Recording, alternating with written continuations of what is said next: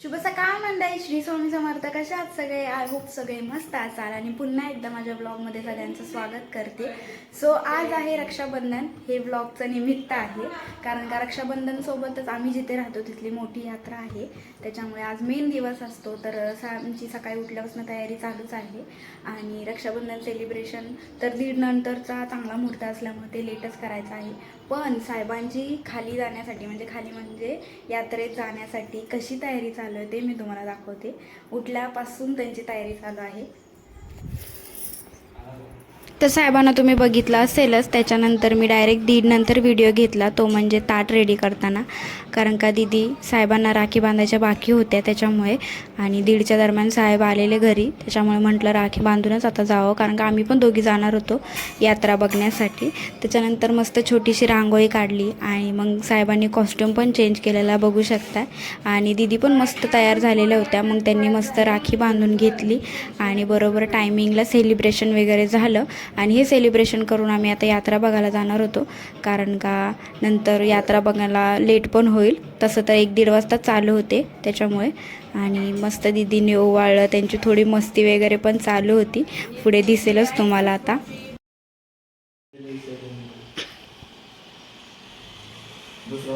आशीर्वाद दे की रे.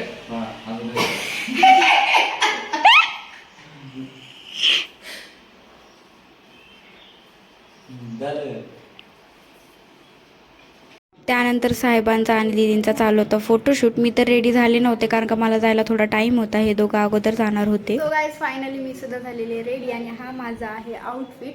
साहेब आणि दीदी पुढे गेलेत कारण का मला थोडा टाईम होता जायला त्याच्यामुळे. आणि आता डायरेक्ट मी यात्रेमध्ये लेझिम वेगवेगळे पथक येतात जे खेळायला. माझी पण पहिलीच यात्रा आहे, सो बघूया कशी राहते ते. सो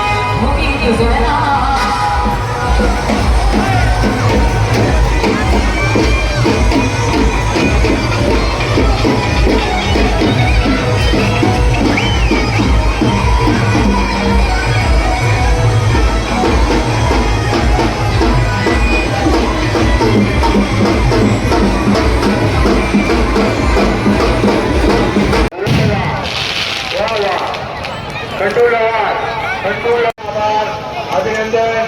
त्यानंतर मनसूरबाई भारी बघा की. Bye bye bye.